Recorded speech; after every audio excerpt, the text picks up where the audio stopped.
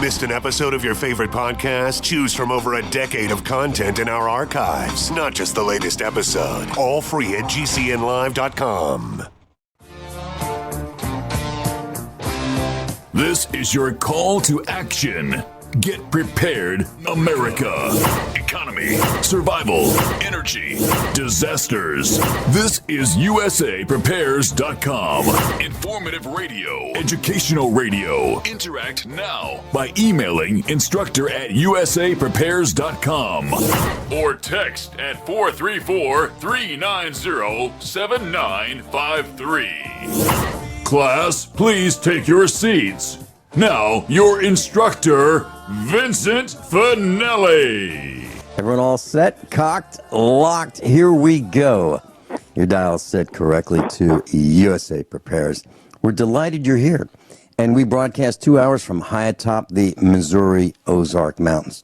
I've got the call screen in front of me. Mackenzie's engineering the broadcast at GCN in Minnesota. If you'd like to call us, we'll pay for the call. 866-582-9933. 866-582-9933. And if you'd like to take us with you as you travel or listen while you're working or listen at home, the listen line 24/7. 605-477-3249. 605-477-3249. Hour number 1 is with Dr. Joel Wallach. Hour number 2 is Extreme Tax Deductions. Start your own business with Marty Barrett, part 3. Welcome, Dr. Joel Wallach. Hello, Vincent. Dr. Wallach, I'm delighted to be broadcasting with you this hour. It's so much fun and so informative for our broadcast classroom. Dr. Wallach, I got a call last night, and it was kind of an upsetting call. There's a gal that I know, and I was talking to her husband. They're about the same age I am, in their 60s. And I said, so how's it going? And he said, oh, geez, it's terrible. My wife had a heart attack. And I said, wow, what's going on? Now, she's not overweight. She's about my build, your build. She's about 60-something. And so she had a tooth extracted, and she was prescribed pain medication. So her tooth extraction was on Wednesday, and she had a light heart attack after that. Then the dentist prescribed oxycodone. The next day, after 30 minutes after taking her oxycodone, she had a serious heart attack. So my question for Dr. Joel Wallach today is, Dr. Wallach, what can we do to repair damage from this kind of a situation?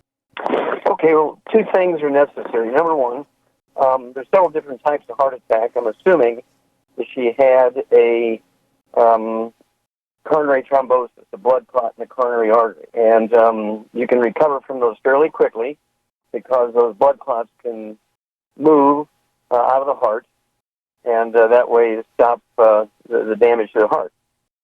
Then you have the heart damage to the heart muscle itself. So there's 2 things you need to do. Number 1 is avoid all the bad foods that cause inflammation in the arteries of the heart, which contribute to blood clots forming in the coronary arteries. That means absolutely no fried food, no processed meats with nitrates and nitrites. It means no deli slices, sandwich meats, sausage, ham, bacon, bologna, salami, pastrami, pepperoni, jerky, corned beef, spam. No oils, no olive oil, coconut oil, margarines, mayonnaise, seltzer, cooking oils, because they oxidize and turn into trans fats, heterocyclamines, and acrylamides. Those are the things that actually cause plaque buildup in the arteries. It's not cholesterol and saturated fat. And then no gluten, no wheat, butter, and oats, and that will allow for maximum efficiency and absorption of the nutrients. Then the second thing, of course, is to give the body what it needs to prevent the blood clots. Blood clots don't just happen. Blood clots are actually caused by deficiency of a certain class of nutrients. And so you say she was sort of modest weight, 140, 150 pounds. Yeah. I'd have her take 2 of what we call the healthy brain and heart packs. 2 healthy brain and heart packs, as the name implies, they're designed to support the metabolic and biochemical needs of the brain and the heart. So 2 healthy brain and heart packs per month, a full dose of everything at breakfast and dinner. And that will allow her to maximize the intake of the nutrients necessary to prevent blood clots. Okay, so she will take a full dose of everything twice a day. And then because she has a history, I'm assuming blood clots here, I'd have her take 3 twice a day, 3 of the tablets twice a day, what we call Ultimate Daily Classic tablets. They're 3 words, Ultimate Daily Classic tablets. And they're designed to support healthy blood pressure. They're designed also to support healthy blood flow through blocked arteries. All right, and then here comes the secret sauce for a history of blood clots and coronary arteries. We have what we call the Ultimate Niacin Plus. Again, 3 words, Ultimate Niacin Plus. And niacin itself is vitamin D3, very innocuous, doesn't have any side effects with ours because it's non-flush, time release. We kind of double hit it so that nobody gets flushing, time release, non-flush. But the plus part is an enzyme called nattokinase that's added to the niacin, and nattokinase dissolves blood clots. Old ones, like she's had to have these 2 heart attacks, and then any new ones that might form. I weigh 152, and I take 2 of those Ultimate Niacin Pluses twice a day. That's 2 bottles a month. I got a little bottle of 60. And so I do this because I don't want to have coronary thrombosis, blood clots in my coronary arteries. I don't want to have pulmonary embolism. I don't want blood clots in my lungs. I don't want thrombotic stroke where I get blood clots in my brain because I fly so much, and flying and pressurized air increases your risk of blood clots if you're missing these nutrients. And so I take the enzymes nattokinase, which is in the Ultimate Niacin Plus, as an add-on. And so, if a person's in sort of a high-risk situation where they fly all the time, you want to add that Ultimate Niacin Plus to your regimen. And then, of course, I take 2 of the Healthy Brain and Heart packs, 1 full dose of everything twice a day. And my diet is impeccable. I mean, I have not had fried foods, processed meats, oils, or glutens for over 40 years. And I don't eat any bread or baked potatoes or anything like that. I stay away from anything, pasta, those kinds of things that have gluten and calories in them. And so I don't get carbohydrates, and I've been able to maintain my weight at 152. I'm 5'6". Nobody's going to steal an airplane with me on it, Vincent. I agree with you. Now, you mentioned something that piqued my interest. Actually, all of it piqued my interest, but one item stood out, and that was baked potato. Now, we've been told that baked potatoes are good for us. Well, baked potatoes have some good things in them. They have fiber. They have some vitamin C.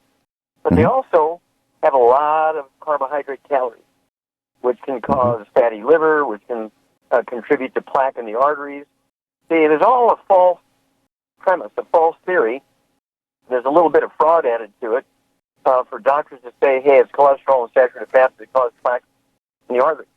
And that's because they were trying to sell a competing product to what Grandma was using for cooking shortening. She was using lard and butter and cream, and they wanted to, Procter & Gamble wanted to sell Crisco.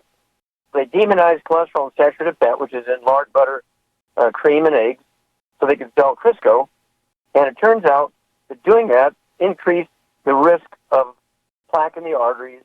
And then when they threw in cholesterol-free, saturated fat-free, we developed low T, ED, erectile dysfunction, menopause at age 35 instead of 70, adrenal exhaustion. Here comes the big one, Vincent.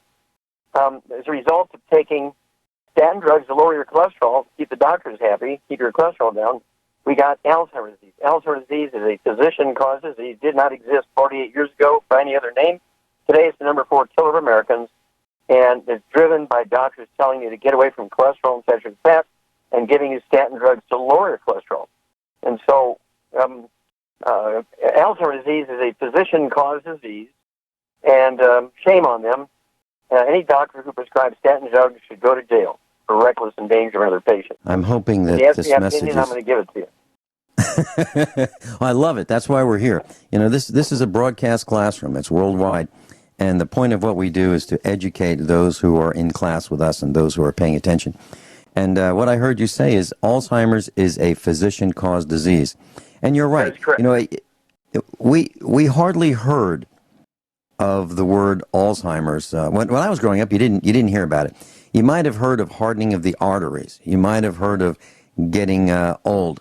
But Alzheimer's and dementia, forgetfulness, there's so many people who, I don't know anyone who has said to me, Vinny, my memory is so much better if they haven't made a change in their diet, in their supplementation. I haven't heard anybody say my memory's getting better. They say, I can't remember a darn thing, and they continue with the same behavior. So what you're saying, I believe, is you can fix that. You can make it better. Oh, absolutely, Vincent. Alzheimer's disease and all other dementias are caused by nutritional deficiencies and inflammation, fried foods, processed meats, oils, and glutens, but nutritional deficiencies, and they're totally preventable, totally reversible, and nobody should have them. These are, of course, dementias are amongst these pre-existing conditions that cause the insurance rates to go up, monthly premiums go up, the deductibles go up because of these pre-existing conditions. And one of the categories of pre-existing conditions are these dementias, which are doctor-produced. They're doctor-produced. And they don't occur in the third world countries because they eat like they used to in the old days, and they don't have the technology we do, which has ruined our food. And so it's one of those things where we have to change our diets, get rid of all the bad stuff, take in the 90 essential nutrients, 16 minerals, 16 vitamins, 12 amino acids, 3 fatty acids. I mean, we have such wonderful testimonies and stories of literally hundreds and hundreds of people who have dementias and things like Parkinson's disease and MS and Lou Gehrig's disease and Huntington's disease. And there's 5 major types of dementias. Vascular dementia, which is caused by inflammation of the arteries, causing plaque in the arteries, and not enough oxygen to the brain. Then there's Alzheimer's disease, which is a deficiency of a single nutrient. And then there's Korsakoff syndrome, which is a deficiency of a single vitamin. And then there's a vitamin B12 deficiency dementia, which is self-explanatory. And you supplement with all these nutrients, you get rid of the bad foods that are causing inflammation in the blood vessels of the brain. It all goes away. I mean, I've had people who are unconscious for 8 years, being fed with G-tubes and IVs. Just 5 days on our program, and of course changing their diet, getting away from Boost and Ensure, which are oils, which is what you don't want when you have a brain disease. They get up, shave, get dressed, go back to work. They thought they were only asleep a day. They didn't realize they're unconscious for 8 years. And so these things happen all the time. We get people with Parkinson's disease. I mean, terminal. And they eat 25 eggs a day. Of course, you got to eat eggs to rebuild the brain. The cholesterol in the eggs rebuild the brain. 90 days are perfectly normal. So it does work. Class, Dr. Joel Wallach's with us. Dr. Wallach, when we come back, can you address Beyond Tangy Tangerine for this lady Absolutely. who has had the heart attack? We'll be right back. Dr. Joel Wallach. Class, Dr. Joel Wallach is with us, and we were talking in the first segment about a lady I know who had a heart attack, and actually a couple of them, a small one and a larger one. And we talked about why that could happen. And we talked about supplements that can help repair the damage. And my question for Dr. Joel Wallach is, what about Beyond Tangy Tangerine as a supplement? Do you recommend that for her? Okay, well, remember, for your friend with the heart attacks, people with dementia, the basic program is going to be the Healthy Brain and Heart Pack.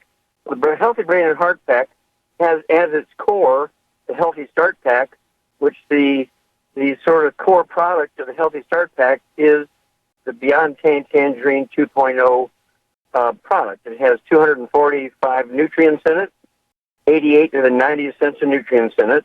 And, of course, in the Healthy Start Pack, we add the OsteoFX Plus, and we add the EFAs, which are the essential fatty acids. That gives you all 90, the total of 245 nutrients. But the Beyond Tangerine 2.0 is a basic core of all of our programs. And so it's not quite a standalone because it doesn't have enough calcium in it, so we had to add the OsteoFX Plus, which is the calcium and more trace minerals. And then, of course, you cannot mix the EFAs, the omega-3 essential fatty acids with it. Otherwise, you make soap out of it, so you have to add those separately, take them separately as you supplement with each meal, the EFAs and the EFA Pluses. And so you can't cherry pick and just take one ingredient. Just like Grandma's famous angel food cake recipe, you just can't use the vanilla extract, which is your favorite piece. So there's 24 other ingredients you have to use to get the 90 essential nutrients, 16 minerals, 16 vitamins, 12 amino acids, 3 fatty acids. And when we have people with dementia, as we were talking about as we went to the break, regardless, there's 5 major dementias. There's several others, but there's 5 major ones. There's no law that says you can't have 2, 3, 4, or all 5. So I always approach nutritionally dementia as if they have all 5. And so I give all the ingredients, which is the Healthy Brain and Heart Pack. Again, the name of that pack, it tells you what it's used for, the brain and the heart, Healthy Brain and Heart Pack. And it's going to give all 90 essential nutrients, 245 nutrients, including Beyond Tangerine 2.0. And then, of course, you have to get rid of all the bad foods because you cannot out-supplement a bad diet. And then, of course, for the dementias, you also have to throw in the Ultimate Daily Classic tablets in case they have the vascular dementia, which is the plaque in the arteries of the brain. I also like to throw in what we call D-stress capsules, capital D like David dash stress, because 2 of the 5 major dementias, Korsakoff syndrome and Wernicke-Korsakoff syndrome, are a deficiency of a single vitamin, which is found in significant amounts in this product, D-stress. So it'd be 1 Healthy Brain and Heart Pack per 100 pounds of body weight, 1 bottle of D-stress per 100 pounds of body weight, and then they have to eat 8 to 10 eggs a day per 100 pounds of body weight in case they have Alzheimer's disease. Because Alzheimer's disease, I don't know if you're ready for this, Vincent, but Alzheimer's disease is a deficiency of cholesterol. Doctors demonizing cholesterol and telling people to get off of cholesterol and giving them drugs to reduce their cholesterol. You know, we're talking about cholesterol-lowering drugs like statin drugs actually cause Alzheimer's disease. The reason that I asked you about Beyond Tangy Tangerine, Dr. Joel Wallach, is because the minute I heard this, I was on the phone with this lady's husband. He's a dear friend of mine. And I immediately summoned our son to grab Beyond Tangy Tangerine and race over to his house with it. And I said, I believe that Dr. Joel Wallach is going to recommend this tomorrow. And I gave him the telephone listen line because he's in the doctor's office right now awaiting, their appointment time, I should say, and to further discuss, what's going on with her, maybe some more testing. So I immediately sent that over, and within a half an hour, he had a canister of Beyond Tangy Tangerine, a Youngevity product that you've been talking about. But I wanted to make sure that it was clear when he listens to this that that's what you recommend. So would you say, in terms of scoops, there's a little scoop in each canister, how often per day for him to start immediately with that, and how many scoops per day for her? It's 1 scoop twice a day, 1 scoop at breakfast, 1 scoop at dinner time per 100 pounds of body weight. So if she weighs 85 pounds to, say, 130 pounds, I'd give her 1 scoop at breakfast, 1 scoop at dinner. If she weighs 150 pounds, I'd give her 1 scoop at breakfast, 1 scoop at lunch, and 1 scoop at dinner. If she weighs 200 pounds, I'd give her 2 scoops at breakfast, 2 scoops at dinner. Yeah. But of course, then she needs 8 to 10 eggs a day. If she weighs 100 pounds, she needs 20 eggs a day if she weighs 200 pounds. Very good. All right, we've got it, and we'll come right back with Dr. Joel Wallach. Class, Dr. Joel Wallach's with us, and let me give you a phone number. If you'd like to call his protocol and order hotline, 417-863-7149. 417-863-7149. I'll repeat it one more time. 417-863-7149.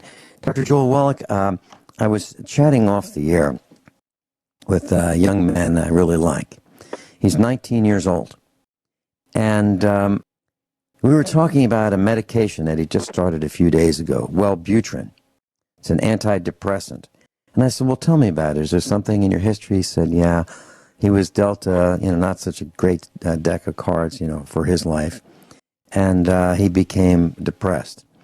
And I said, well, tell me what that means.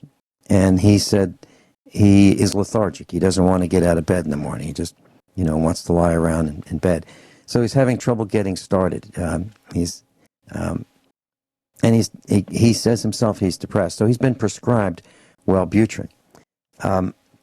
What do we do to help someone in that situation, Dr. Wallach? Okay, well, Vincent, depression is actually caused, or can be caused, by a deficiency of a single nutrient, okay? And unfortunately, many of the drugs that are given, antidepressant drugs and antipsychotic drugs that are given to people who are depressed, one of the major side effects is suicide. So you see a high risk of suicide in these individuals who are depressed and they're diagnosed with psychoses and getting antidepressant and antipsychotic medications from their psychiatrists and psychologists and so forth. So they really need to stay away from those medications, get second opinions. There's other ways to deal with this. Of course, I like people to get away from all the bad stuff, the fried foods, the processed meats, the oils, the gluten, wheat, butter, and oats, and sugar, with alcohol. They need to stay away from all that. And then, again, I like to go with the Healthy Brain and Heart Pack. 1 Healthy Brain and Heart Pack per 100 pounds of body weight. They need to eat 6 to 8 eggs per day per 100 pounds of body weight. They can be soft poached with soft yolks, soft boiled with soft yolks, soft scrambled in butter. We're looking for the cholesterol in the yolks. People always ask, well, do I have to eat the yolk too, or can I eat the yolk? Well, yeah, that's what we're really going for is the yolk, because it has the cholesterol in it. Your brain is 75% by weight the white matter, okay, all vertebrates, including turtles and fish and hummingbirds and elephants. And human beings, 75% of our brain weight is the white matter, the insulation material in the brain, called myelin. And this 75% of our brain mass and brain weight, we call the white matter, is 100% cholesterol. It's 100% cholesterol. And you cannot make enough to maintain this. And so you really, really need to consciously eat eggs. In fact, there's a wonderful article published in March of 1991 in the New England Journal of Medicine, very well-respected medical journal. This old guy's 88 years old. He's eating 25 eggs a day. Has blood cholesterol, is in like 220, something like that, in the normal range. And his blood work is all perfect. He has blood work of a 55-year-old. He's 88 years old. He's eating 25 eggs a day. And so the professor who's showing these newly graduated doctors around, I said, let's look at this guy. He's 88 years old. He's going to have lots of infirmities. He looks like he's 50. His blood work says he's a healthy 50-year-old, but he's 88 years old, chronologically. And they ask him, what does he attribute his youthful looks and his health to? And he says, I eat 25 eggs a day. Been doing it for 17 years. I'm going to do it for another 100 years.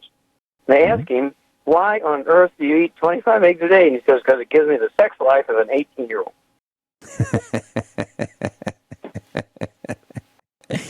Well, I can tell you that when I was growing up, I'd watch my grandfather, who lived to be in his mid-90s, a very healthy, very active man. I think he retired when he was in his 80s.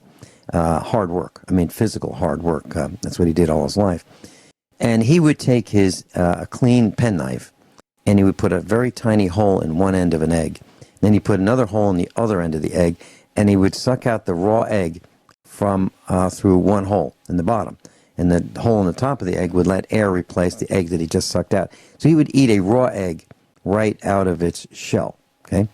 And every day. And he said that kept him youthful. And so he didn't have 25, but he had one raw one every day. Well, there's a range like everything else. So one of the oldest living people 2 years ago was an Italian woman. She was 116 years of age and still very functional and cooking and taking care of grandkids and things. She's 116, and she attributed her youthful energy and her looks to eating 3 eggs a day since she was a kid. Mm-hmm. And so there you go. Yeah. Dr. Wallach, idiopathic pulmonary fibrosis.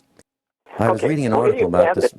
Yeah, idiopathic, Vincent, if you look it up in a medical dictionary, it says the idiots don't know what causes it, so they call it idiopathic, whatever. And, of course, pulmonary fibrosis is a lack of multiple nutrition and also lots of inflammatory foods, fried foods, salad dressings, cooking oils, margarines, mayonnaise, salad dressings, things like processed meats, deli slices, sandwich meats, sausage, ham, bacon, bologna, salami, pastrami, pepperoni, jerky.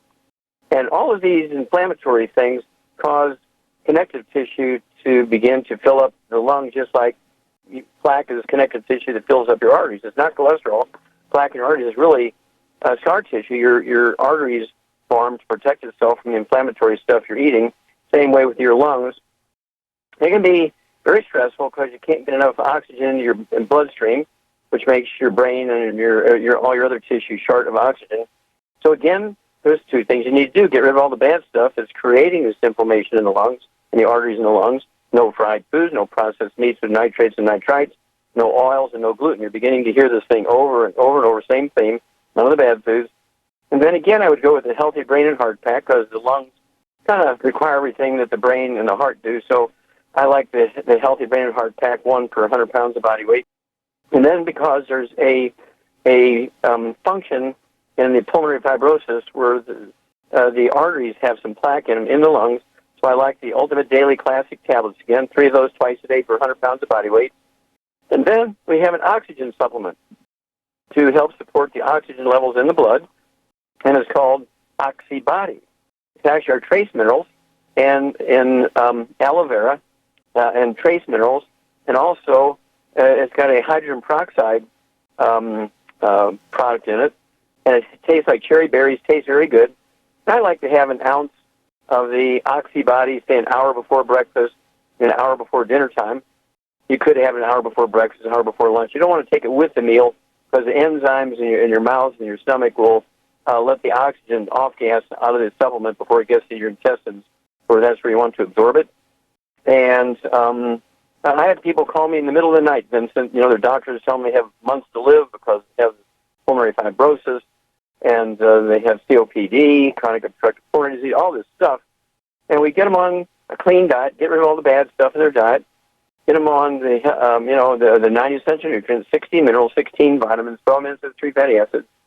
And if they're really faithful and obsessive about avoiding the bad foods, they're very purposeful in supplementing properly, at least they can manage it. It won't get worse, but most of them will see an increase in pulmonary function. Their blood levels of oxygen goes up. Their ability to have their lungs perform better goes up. And then they'll call me in 2 weeks or a month and say, by golly, my doctor's just amazed. He says they've never seen anybody improve at all, let alone that quickly. And that's because when you have idiopathic pulmonary fibrosis, COPD, asthma, that asthma is a deficiency of a single nutrient that almost usually goes along with a gluten intolerance because it's a big nutrient, very difficult to absorb when you have intestinal damage from eating gluten. And you get gluten-free, you take your 90 essential nutrients. I've had people with kids that are 12 years old, and the hospital tells the family this kid's not going to live to their next birthday. They're having too much trouble with their asthma. They're not responding to drugs. They get them off of gluten, get them on the 90 essential nutrients in 2 weeks' time. According to their doctors in the hospital, they're cured. Sounds wonderful. Now, that single nutritional deficiency that you're talking about, is that contained within... I'm not going to tell you what it is.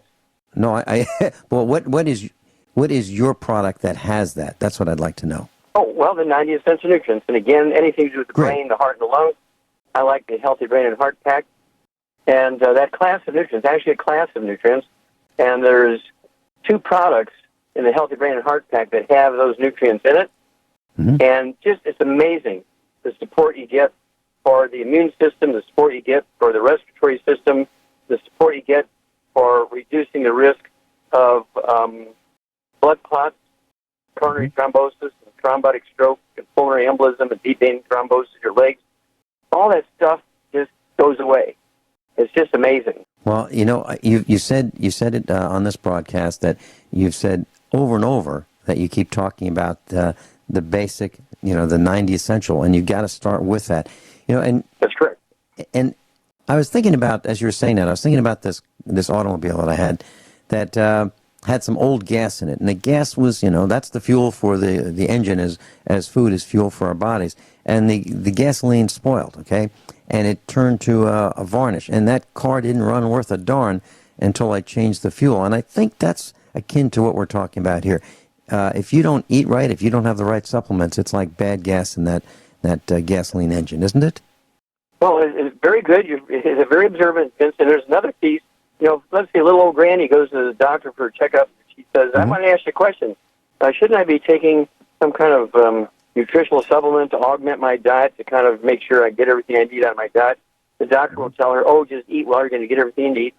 That's like telling the owner of a Lamborghini who's asking about what oil to use, and the mechanic says, look, you've been a friend of mine for a long time. I'm going to save you a lot of money. You don't want to change your oil every 1,000 miles with 6 quarts of expensive oil. But 6 quarts of dirt from Texas, and it only costs you 50 cents a quart for dirt from Texas. There's bound to be some oil in there because it's dirt from Texas. An insane person wouldn't do that to their car. Right.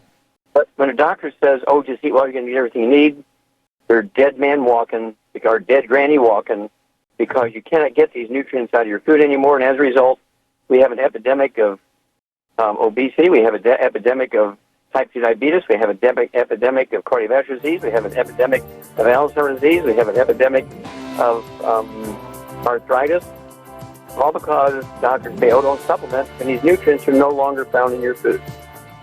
Yep, and when I bring my mom to, my mom is that grandmother you're talking about, and her doctor says the same thing. Oh, no, you're getting everything you already need in food. You don't need to supplement. Don't need to.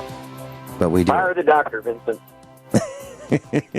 There you go, Dr. Wallach, and I'll be right back. Dr. Joel Wallach's with us. Let me give you that protocol order hotline. 417-863-7149.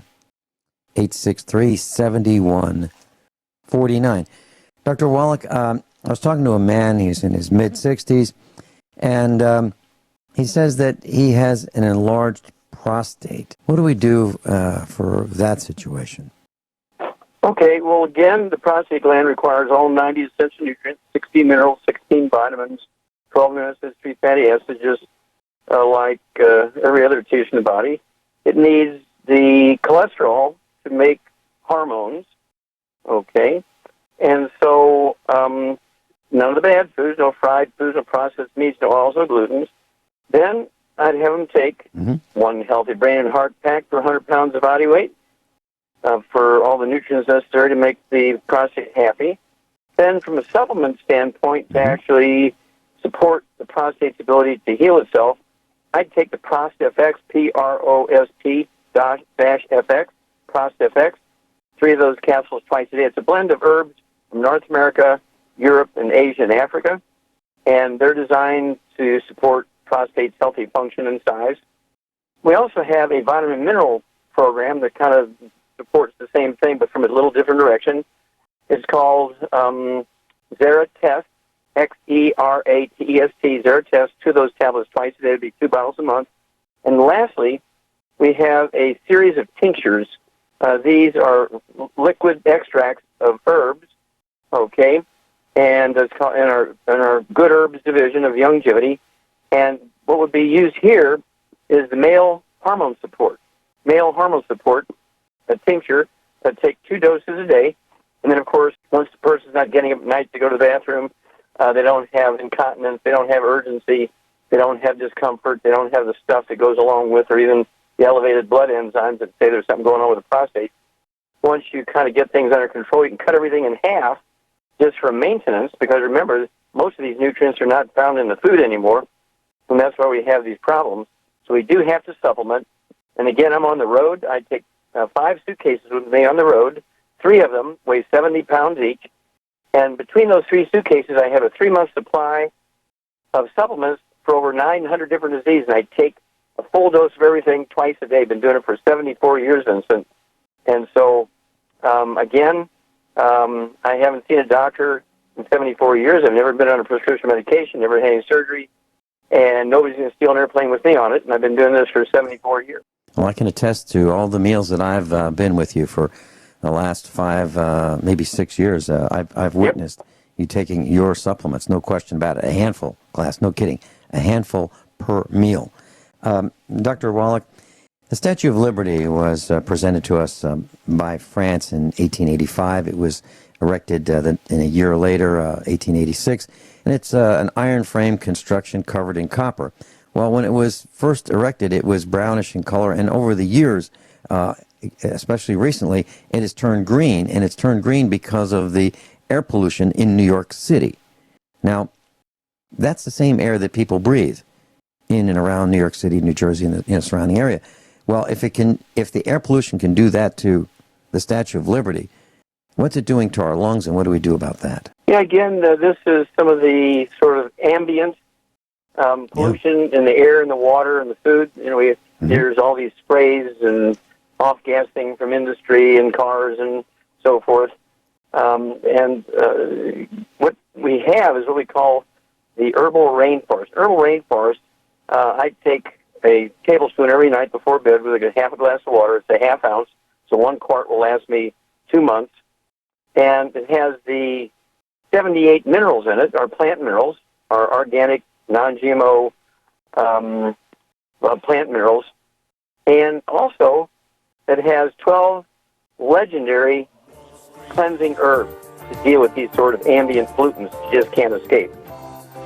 Including Cascara sagrada and Fraxican. Take a tablespoon and a half ounce at night before bed with a half glass of water, and you're home free.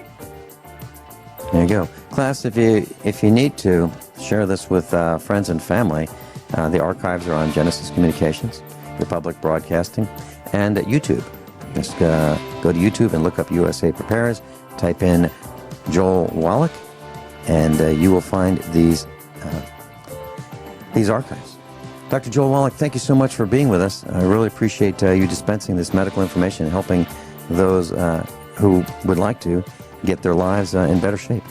Really appreciate it. Thank you so much, Vincent, for sharing this with your listeners. You are a great warrior. God loves you. We are. Class, please take your seats. Now, your instructor, Vincent Finelli. Everyone all set, cocked, locked? Here we go. Hour number 2 of USA Prepares. And this hour, we're going to be talking about starting your own business and extreme tax deductions, part 3. Marty Barrett's with us. Marty Barrett is a college instructor in the hard sciences. She's a USA Prepares instructor, and she's been teaching the hard sciences for decades, a couple decades. And we've been talking the 2 previous Fridays about starting your own business and taking the same tax deductions that the wealthy take. Mm-hmm.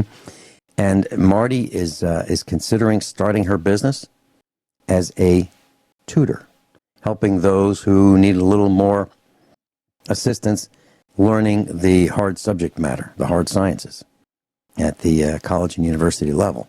Welcome, Marty. Hey, you left us all hanging last week. You left us off with you're in an audit with bad hygiene and wild children. Continue. Okay. All right. So I guess the question we're asking is, how do you prepare for an audit? What do you do if you're audited? And what do I do? Is that what you're asking me? Yes. Okay. Well, Marty, what I do is I prepare for the audit years in advance. What I mean by that, literally years in advance. I know that there's a possibility that I may be audited way before the auditor even knows that I may be audited. Are you audited both years? Well, I used to be audited almost every year, and they finally gave up. I would say about at least 10 times I've been audited. I was a real estate investor, and they really like giving special attention to real estate investors because they figure that there are a lot of tax deductions, and they want to make sure that they're all legitimate. And so I have had a lot of experience being audited. I've probably been at more audits for myself than the typical tax preparer has been to. Okay, and that's because I take the extreme tax deductions. I read publication 17. I read the technical publications as what I can do. The rule books. I download them from the internet, and I use those rules to prepare my taxes. And as I'm preparing the taxes, I will write in the printed material that I've gotten from the IRS, either printed off my printer or a publication that I've asked them to send me. Years ago, you could actually get printed materials from them. Now I pretty much download them. So I'll print them, and I write in the margins why I took a deduction, what went into the thought process of taking that specific deduction. So I am prepared years in advance. I know that I'm going to be asked questions, or I think I'm going to be asked questions by the IRS. So I'm ready for it years in advance. So it's not a surprise. I don't worry about it. It's not something that I, send in my 1040 and the associated documents. I don't worry about that for years, saying, boy, I hope I don't get audited. I hope I don't get audited. I don't really care. If I get audited, it's a lot of fun. You really can't have that much fun for free in most circumstances. And you're going to give us a summary of what you've learned from the publication 17 so we don't have to read it, right? No, I really want the class to download it and read it. But I'll talk about it. And the reason is I can't imagine going to prepare my own taxes without having it in front of me, okay, and without reading it. All right, so what I can tell you is that it's the condensed rule book. It tells you what you can deduct. For example, business use of your home. There are certain deductions that you can take that will reduce your tax liability. For example, let's talk about this. Let's say a person has a 7-room home. It could be a 10-room home. It could be a 3-room home. It doesn't matter. However many rooms you have, we'll use that in this the arithmetic that follows. So if you have a 7-room home and you have a business in your home and you dedicate one of those 7 rooms to your business, you can then deduct the expenses that go along with your home. So for example, well, let me ask you, what expenses do you have in your home that that you would like to be able to deduct? Let's talk about, can you deduct them? Painting the house. Okay. Roofing. You're talking about the, all right. Let's talk Exterior about that. painting. Okay. Let's talk about that. So you're going to be setting up your tutoring business. Now, if you lived in a house that did not appear well, did not have good curb appeal, that would impact your business, wouldn't it? Sure. Okay. So a person pulling up, if they travel over to your house for tutoring lessons, if they see a building that's run down, your home is run down, they might just drive off. Okay. They might say, well, I'm not going to go there. So you need to have your business appear as good as it can be. So if you wanted to paint it, change the color, for example, to make it more attractive, or maintenance, you can deduct the cost of that. And how much? 1/7. So if you buy paint at the store and you buy paintbrushes and drop cloths and you paint it yourself, or you and your husband and your family paint it, then the cost of those materials are deductible. If you hire some students to apply that paint, that cost is also deductible. So not only the cost of the paint, but the labor. And you would take 1/7 of that. Okay. Now you mentioned a roof. Now, if your roof, I don't know anybody who says, you know what, to their spouse, why don't we change the color of the roof? I don't know anybody who does that. But what people do, what they do is they say, you know, look at the ceiling. There's a little mark up there. I think the roof's leaking. And then they might repair the roof or re-roof to prevent, further damage. Now, if that's the case, then deduct 1/7 of the cost of the roof repair. Now we're talking about serious deductions, right? Now, let's say, all right, do you have any other thoughts about repairs? Is there a point at which there's a number that's too high that would draw their attention? I can't think of one. However, let's say you were to invite a whole bunch of students to an event where you were going to talk about this tutoring service you have, and it cost you $15,000 for this event. That would be too high. I would say that'd be really hard to defend. Okay, so if you took your students on a cruise, that'd be pretty hard to defend. But if you invited them over for a picnic, okay, in the backyard, and you said, look, I'd like to talk to my students. I'd like to have you come on over, and we're going to have hamburgers and so forth in the backyard, and love to see you. And you use that as a marketing tool, and you say, we do this tutoring service here. Here's how it works, and invite their parents to come on over and meet you and that kind of thing, because you're teaching college. I would think that you could use the cost of the hamburgers and the rolls and the propane, those kinds of things. I would say that would be a marketing expense. Okay. And does this apply to things like hot water heaters and furnaces and air conditioning? Okay. Well, do you live in an area that it would be uncomfortable? I don't want you to tell us exactly where you live, but do you live in an area that would be uncomfortable for you to have a tutoring class going on in the summer without air conditioning? Yes.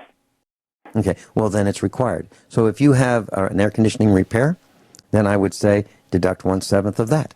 Now, let's say you have that room. Now, you've dedicated this room. You've picked out this room, and it might be the 3rd bedroom down the hall. It might be the 2nd bedroom down the hall. But that is your tutoring classroom, okay?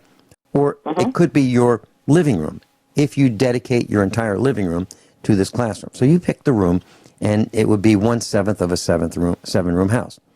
Now, what if I take a big room? Could you do it on square footage instead of room count? Sure. Here's the logic that I would apply. Now, not everybody's going to agree with this. Let's say this one room is the largest square footage room in the house.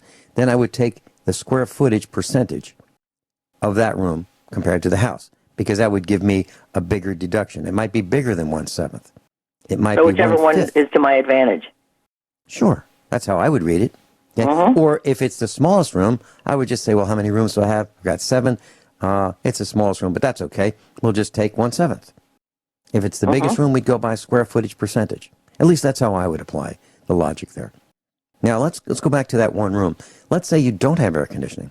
Let's say you live in an area where air conditioning is used sometimes, but you're one of those that says, you know what, I can tough it out, but not in the classroom. So you go buy a window unit, a window air conditioning unit, and you stick it in the window.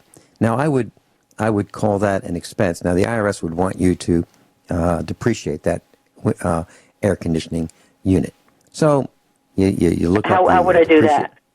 Okay. Well, they have a schedule for appliances and things that you would buy, and I believe that it'd be either 5 or 7 years for a window unit.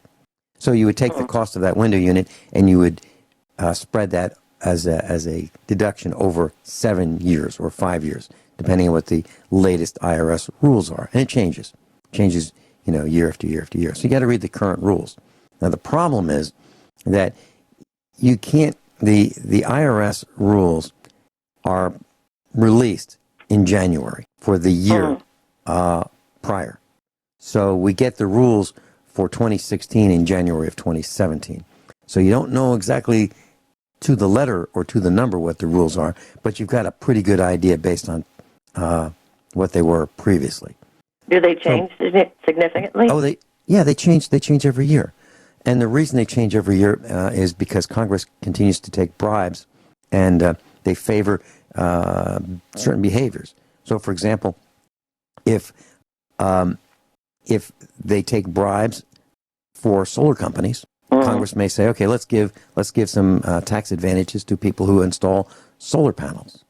Okay, or they may say, nah, it's not working, or we didn't get enough bribes, and so we're not going to do solar panel tax favoring this year or next year. So it all depends on, and I'm being very, very serious when I say bribes. I believe these people are bribed, and they keep changing the tax rules. Now, also, they call it lobbying. They also have been lobbied, Congress has been lobbied by companies like H&R Block and Intuit, the TurboTax people. And those two companies want taxes to be kept very complicated, so we give up before we start. So you've got to download Publication 17, and you've got to use it as your rule book. And once you read it, you'll find out that you can read between the lines and make your interpretations kind of like what I do. We'll be right back. Marty Barrett's with us, and we're talking about extreme tax deductions, starting your own business and taking the same deductions the wealthy take. This is part 3 in the series. Marty, you asked me about the audit. Now, I mentioned that I prepare for the audit while I'm preparing my taxes. So I have in my mind the answers to the questions that I might be asked. Now, what I do is I print the documents, and I write my notes in the margins, and I have all my receipts. And when I How do you keep track of your receipts? Well, how do you organize them? Okay, I keep them in a folder. There are farm receipts, there are USA Prepares receipts, and when I buy something, I write on the receipt what it is. I write in pencil. So, for example, if it's motor oil, I'll write farm tractor oil. Okay, I'll write that down. Or if it's a repair, I'll write down what the repair is for. If I buy something on the internet, something on eBay, I will write when the document comes in with the package, I'll write what it was for, my intended purpose. Okay, and then I have them in a folder. So when I'm audited, the auditor will say, "Okay, Mr. Finelli," and I bring my family and the children, and we're all there. As a matter of fact, if it happens again, I'll bring my neighbors if they want to come, and I'll teach them that this is an educational experience, and this is going to be a tax deduction. So dinner is 100%, or lunch is 100% as an expense because it's an educational experience, including mileage at 54 cents back and forth. If I decide that I'm going to dress up for the audit, that's going to be deduction too. And I'll tell the auditor, I bought this new outfit. I want it to be presentable for the audit. I'll tell him right up. I'll tell him that, I wanted to look good for him, and I bought this, and it's another deduction. Okay, I will do that. Now, I plan on spending the whole day with the auditor. Now, he does not want to spend the whole day with me, or she doesn't, because they are on a productivity thing where, time is money, and they are measured on how much money they bring in. So I have all day, and he doesn't. So it takes me forever to find things. When he says, can you prove this? can you prove that this is a legitimate deduction? I'll say, yeah, I've got that right here. It's in the folder. Give me a minute. I will find it. And the more I get pressured, the more stress that they try to apply, the longer it takes me. So then they learn pretty quickly to apply less pressure because it goes better with less pressure. And so I turn it on them. And while they're asking me questions, I'm asking them questions. You know, I ask them to show me. Such as? Well, okay, that's not allowed, Mr. Finelli. Really, can you? I really would like to see that. Can you show me where it says that? I'm sure you have that written somewhere. I'm sure you have the tax code that says that. Let's go through that. I'd like everybody, guys. Harry here is going to show us how the tax code works. Well, we're ready. Yeah, please tell us all about that. Okay, so I will ask him to prove in a very nice way exactly how this works. And so now he's teaching a class, which is making matters worse for him, because not only does he have to wait for me to find my receipts, which I have all of them, and I can prove every deduction I've taken and why. Now he has to prove to me why he doesn't think that that's legitimate, and he can't, because I've read the rules. I know the answers to the questions before I ask them. Otherwise, I won't ask them. And you're not intimidated by their process. Absolutely not. Why would I? What can he possibly do to me? Is he going to put me in jail? I don't think so. I really don't think so. And then, we'll even take a class picture. Are you going to laugh at that point? Well, no. I would have a camera, and I would stand up and go ask someone at the next cubicle over or the next table over. I'd say, well, this is really great. Thanks so much for inviting us to be here today. Whole family and loves it. Now, would you take a family picture? We're going to stand right next to Harry over here. Could you do that for us? Yeah. So I have lots of time. And they're probably still talking about you. Well, they talk about me in Jefferson City because I ran for a school board position. And I put an ad in the paper, and I said, fire the entire school board, one director at a time. Consider voting for Vincent Finelli, the only candidate who won't make your child urinate in a cup. So, yeah, they... That's your platform. Well, sort of. Now, you mentioned the hot water heater. Let me just address that for just a couple seconds. Okay, so if your hot water heat, they say it's a 27.5-year depreciation. I'm not willing to do that. So what I would do is I would say, what's reasonable? Well, if you go buy a hot water heater and it has a 3-year warranty and it costs $600 to have that installed, the heater and the installation, I'd say, well, I'd take a picture of it and it says it's a 3-year hot water heater, $600 with labor, $200 a year. Okay? Or if it's a 5-year hot water heater, $750 installed, I would deduct $150 per year. I'd depreciate it that way. And I'd say, well, here's a picture of it. Now, how long does your hot water heater last, Harry? Marty Barrett, when we did the first broadcast, we were wondering, would we have enough material to do this? Now I'm wondering, I don't think we're going to make it through it with the third part.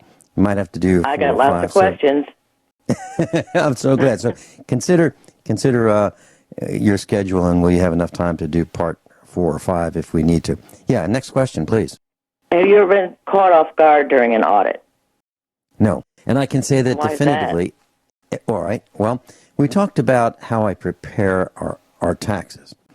So I know going in to filling out the documents what the rules are. I've read the rules. I've committed them to memory. And those that I can't remember, I can refer to as I prepare the taxes. So I might have to look at some tables, and I might not remember 54 cents because it was 56.5 cents previous year. So I might have to refer to that. Other than that, I've read the rules. I know what they are. I've written them down. And I'm not caught off guard because I prepared a year or 2 or 3 in advance. All I have to do is pull out the folder that has the tax filing in it. I know what I've done. I know why I've done it because it says in the notes on the margins. I know what the rules are. I can refresh my memory. And I go in, and I'm ready to go. I am more prepared than the auditor who does this for a living. I was just going to say, are they ever caught off guard? Yes, they are. Yes, they are, because Immediately. I ask them questions. Well, let me give you an example. I was audited one year, and the auditor said to me, Mr. Finelli, what's this deduction here? And I said, well, it's a computer. I said, well, I see you've expensed that. You have taken the entire cost of that computer in 1 year. That's a depreciable item. You can't do that. You have to depreciate it over 5 years, meaning if it were $1,000 at the time, you would take $1,000, divide it by 5 years, and you come up with $200 a year. I see you took all 1,000 in 1 year. You can't do that. And I said, hold on, just a second. And I pulled out the notes, and I said, and I turned the page sideways, and I said, I've got here, publication 17. This is publication 17, isn't it? I'd show him, and he'd go, yeah, that's what it says on the, yeah, okay, that's our publication. Okay, good. So, well, here's what it says. It says you can depreciate an income-producing asset over its economic useful life. Now, being in the computer business, this is my prototype. This is the one I made to see if I like it. And if I like it, I'll make more of them. But, computers change every 6 months. So what I've done is, instead of half a year, I've given it a whole year of life. And so I've taken it in 1 year. And he said, wow, no one's ever said that before. So that deduction was approved. So I read their rules, and I interpret them to my advantage. So I had all the answers. I had all those answers when I was filling out the tax return years prior. So, but you don't find the answers quickly. No, I read and reread and reread, and no, I mean during the audit, do you take your time finding the stuff? Absolutely. I want to make sure that I comply with his requests or her requests, and sometimes it takes me a long time. I've got lots of time. I've got all day. They don't. They're in a hurry. I'm not. Now, are they in a hurry because are they getting kickbacks on the money they get? I can't prove this, but I believe that they get rewarded, based on production. I think they have meetings in the conference room, and they say, listen, great week last week. They might meet on Monday. Great week we had last week. Harry did a great job. Unbelievable how well you did. We prevailed on X number of audits. Harry, what a shining example of what we all aspire to be like in this office. Okay, he may get that. He may win the lunch. He may win a bonus. And I've learned that IRS auditors get bonuses based on productivity. Wow. Yeah. So are they your friend? No, absolutely not. They are asking you to prove what you have signed that you attest is true on your tax return. You say this is true to the best of my knowledge. That's what you're saying when you sign that. And now, do you think they have you on a basically do not fly audit list? Am I on one? Do something, they're ready? No. Not that smart, huh? Well, I don't think they're quite that sophisticated yet. And how would flying tie to? And I know what you're saying. You're saying, am I on a list? Yeah, I'm on a list. There's no question about that. I'm probably on many lists, but it's not because of it's not because of flying. It's because of what I say. Okay, the things that I talk about. That puts me on lists. So I'm sure that there are plenty of people in the government saying, geez, I didn't know we could take those deductions. I mean, I'm sure they're learning the same thing that other members of our class are learning. Interesting. And am I afraid? Absolutely not. Absolutely not. Let me give you an example. I am sitting behind a microphone at a desk, and I bought another microphone. Now, if I'm audited and they say, Mr. Finelli, I see you bought 2 microphones. I'll say, yeah. How do you justify having 2 microphones? You only need 1. I would say to that auditor, did you drive here? And he'd probably say, yeah. And I said, okay, do you have another set of car keys besides the one that you used to get here? Do you have another set maybe at home? And why is that? In case you lose the first set? In case the first one gets broken? I mean, first one wears out? Why do you have 2? Well, the reason I have 2 is because in case something happens, I need that second microphone as a backup, okay, as a spare. Yeah. That's part of what I do. And by the way, it's my business. It's my decision. And that's the decision that I made. And you said before that you could make mistakes in your decisions. Absolutely. Absolutely. And I may say, you know what? That's a really good point you made. Well, so far I haven't had to use it, but I have it. And okay, that was a mistake. But it was a preparedness mistake. But I would submit to him that it's not a mistake. I would say, do you have insurance? Well, that's insurance to me. Mm-hmm. Okay? I got to have a spare right away. Like, for example, this week, one of my computers failed. A half hour before broadcast time. I had to get a computer up and running, and if I didn't have spare parts, it would have been very difficult. Here's another thing. They want us to depreciate a computer over its over their schedule, let's say 5 or 7 years, depending on the tax year. I may buy a computer that doesn't work, I'd call that a box of parts. And I would expense that. I'd say, well, it doesn't work.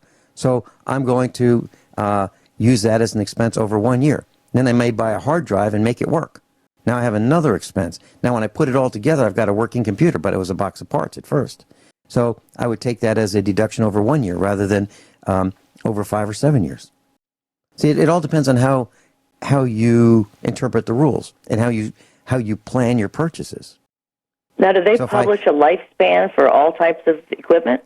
They have, yes. There is a publication that has the types of equipment. For example, if you look up hot water heaters, we talked about repairing a hot water heater. Okay. Now, if you replace a hot water heater, there are some people who say, well, that should last 27 and a half years, and you should depreciate that new hot water heater over 27 and a half years. They have that on a list. I submit to you that they don't last 27 and a half years, and it's not reasonable. I would look at the warranty, and I'd say, if I get the warranty period out of a hot water heater, I'm doing okay. And I would base it on that. So I would challenge him on it. Now, I may lose, but I don't think so. Now, there's a publication that lists all kinds of different equipment. Yeah, and what you do is average lifespan that they accept? No, but they have a publication that has equipment and the depreciation years that they want you to use. And what you do is get publication 17, and that is your key. That will take you to the other publications like business use of your home and so forth. And that's what you want to read, those two publications. How many publications are there? Too many. There are way too many, but publication 17 will take you to the 3 or 4 that you really do need. And it has links to it. So that's your key, publication 17. Just go to irs.gov and then, or just go to your favorite search engine and type in publication 17. It'll take you right to the IRS website and link, and you click download, and you can look at it on your screen and print just those pages that you think apply. And you might print 30 pages. And then you can write in the margins, as I do. And how can they challenge that? They can't. When you're right next to their verbiage. Yeah, you use their verbiage for your advantage. That's what I do. Now, I say that there's some gray areas, okay? There's some, and a gray area is like that hot water heater. They'd say, Mr. Finelli, it's 27 and a half years. You didn't do that right. And I'd say, Harry, have you ever had a hot water heater last 27 and a half years? Do you know anybody? Because we'll call them right now. If you know their number, let's call them. Because I'd like to hear someone who has had a hot water heater last that long. Because they don't last that long. That's why they only warranty them for 3 or 5 or, so many years. Whirlpool used to make a hot water heater that guaranteed for life. And they decided that was a mistake. Okay? Because they don't last for anymore. Right. They don't last a lifetime. They last much. And it's the same hot water heater that they sell with a 6-year warranty. So I would use that as an argument. Say, no, that doesn't make sense. I'm trying to be reasonable here. So let's be reasonable, Harry. Show me. And I'd say, show me where it says you can't do it. Show me where it says you can't. And I would stand firm on that until I saw lots of references that says I couldn't do it. Now, what about the one where you said a security system could be a dog? Sure. I glanced over publication 17, and it said that you can't deduct your dog. How would you go around that? I wouldn't go around it. I would go right with it. I would say, my security system is my dog. Okay? I feel it is to my advantage, for my safety and my security, to have my dog with me, because I'm going to be teaching a class here at my home. And there are people that I sort of know. There are people who've been recommended by people I sort of know. But do I really know these people who are coming into my home? No. And I'm a woman, and I am concerned. So my dog is going to be in class with me. And my dog will pay attention to any threats that he or she perceives. That is my security system. And I would stand on that. And I would say that there are maintenance costs that go with it, and you can see those are deductions as well. Show me why I shouldn't be secure in my business. Show me why. Show me why an alarm system is better for my business than having my dog right there, which is my alarm system. Show me an electronic system that's better than that. And I would challenge that. And I have. So I don't think, but you have to be willing to stand firm. Now, if you have a dog and you've got, a dog that's a pet, no, you can't deduct your pet. But if you have a dog that has a bona fide business reason for being part of your business, that's completely different. And that, I believe, is deductible. And I would stand on that. And that's one of those gray areas. And I've had an auditor in my class. I'm sorry, a CPA in my class, and she agreed. I'm right. Marty Barrett's with us. Marty, I used to go around the country, and one of the seminars that I presented was, this one right here that we're doing. And during one of the seminars, I said to the seminar class, is there anyone in this room who thinks that what I'm saying is not true? Is there anyone in this room that thinks that some of these deductions are disallowed? Is there anyone that has experience or any problems with anything I've said? Does anyone think anything I've said is not true? And this one lady raised her hand and she said that she was a CPA and that, yes, everything that I said is true and that this is all above board. He said, but you take it right to the limit, right to the edge. And I said, of course I do. It's my money. Why would I not do that? Okay. So I got one for you. What I'm saying is, yes, sure. What if I meet my students at the library? Uh-huh. What about my car, other than gas mileage? Okay. Well, there are a couple ways you can do it. The actual cost of operating your vehicle for your business. That's oil changes, gas, tires, maintenance, repairs, all those things. Okay. But you've got to keep an inventory of your repairs.